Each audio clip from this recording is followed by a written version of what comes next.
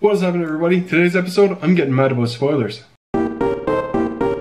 What is happening, everybody? My name is Sean, and today I am getting mad about spoilers. Particularly E3 spoilers. They tend to come around this time every year. This has probably been a good year. It's kind of very late into the cycle that we're getting these spoilers now, but around this time every year, things start to get a little leaky, which is annoying, and it really frustrates me because who does it benefit? You know, when you leak something, who really benefits from that? It just doesn't sit with me. So today's episode, 3 people that lose out to leaks. The first kind of person to lose out is normal people. Every year I wait up for E3.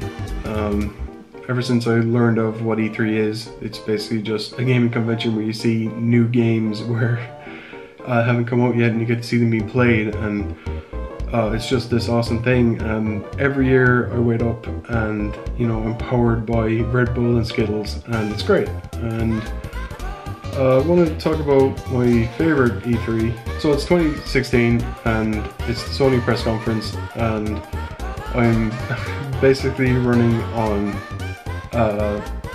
Red Bull and Skittles at this point. You know, it's been a long day. It's like 2 or 3 o'clock in the morning, and I see Bear McCready come out to probably compose something. He's pretty good at that, Battlestar Galactica, so he's pretty great at that.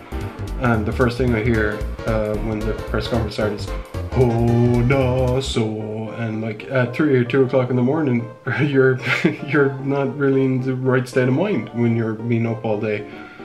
And yeah, I got the crap scared out of me by an orchestra. Huge surprises. Not really a Resident Evil fan, but you know, I appreciate it. Like, I appreciate why people love it, and well, it's got scary stuff in it. I'm not dealing with scary stuff. That feel-good moment of Kojima coming out, but the one moment that got me was everything hinges on a guy from Queens. Spider-Man's in that press conference, and seeing like Batman get like 4 fantastic games and Marvel not really being interested in any of video games seemed to be, his last good game was going to be Ultimate Spider-Man, which it was just, it's the moment that got me. And you know, I didn't read it from an article on some website. It was just, I was in that moment of being 3 o'clock in the morning, being scared by an orchestra, and getting to see Spidey do his thing. And that wouldn't have happened if it was ruined by someone leaking a rumor. People number 2, publishers. Publishers can be scummy. That is definitely a thing.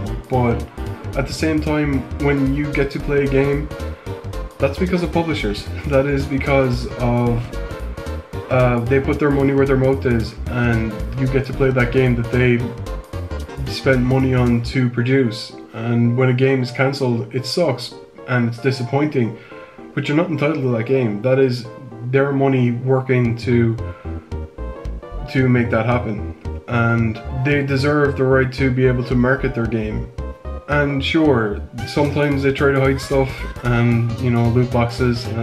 Just forget about loot boxes for a while. Just look at the shiny stuff we have. But at the same time, they do deserve the opportunity to market their game. And if the game comes out and it's completely overshadowed by loot boxes, then cause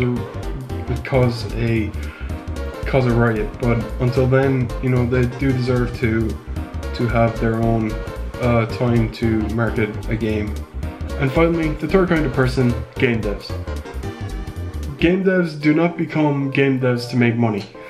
There are easier ways to make money. You become a game dev because you're passionate, because you love the idea of creating something in the medium of games, and a lot of times that can be taken advantage of. So imagine being in school again, and the teacher gives you an assignment, and it's a history assignment, and you're a huge history buff and you love history, and you're thinking, oh, maybe I'll do it on the Renaissance, or I might do it on Notre Dame. And you're working away, and and you're working away, and you come into class one day and little Jackie Turner has told everyone that your project is based in France. Little Jackie Turner, that is not your announcement. That is not your thing. You can't have that. That belongs to devs. If you are a dev, why would you bother being a dev? It's such a hard job to do. It's incredibly, it takes so much time from you, and talk about crunch, and just even look at like articles that came out in the past while, like Riot Games and stuff on Telltale Games. To get any joy from this industry or from your job, E3 must be a huge part of it. And for little Jackie Turner to just turn around and go, this game is set in France or set in wherever, it's like you're taking that announcement away from devs that deserve it, that have put in the time to make that announcement, and for you to just come along and go, hey, that thing that they're working on, this is what they're working on. So Marcel, when he announced Beyond Good and Evil 2, right? You see what it means to them. You see what it means to them to announce these games that they put their heart and souls into, spend years at a time missing out on family and stuff, that just for us to be able to play passion projects that they're working on. And they deserve that. They deserve that. They deserve that little bit of that. If we can't give them that little bit of time, I mean, what's the point? Just for a few clicks on some stupid article, or get Reddit famous before they take you down. I don't know.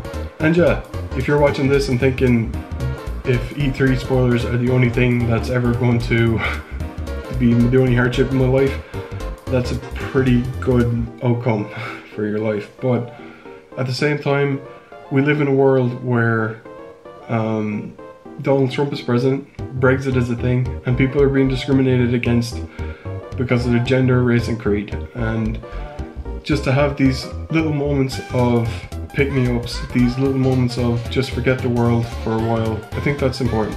Anyways, that is the show for this week. Thank you very much for watching. Premiere Pro was not willing last week.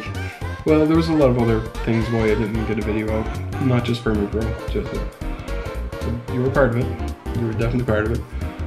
If you want to give us a shout on Twitter, you can find me at NerdzoidSean. I'll be back here next week. Thank you very much for watching, and we'll chat you later.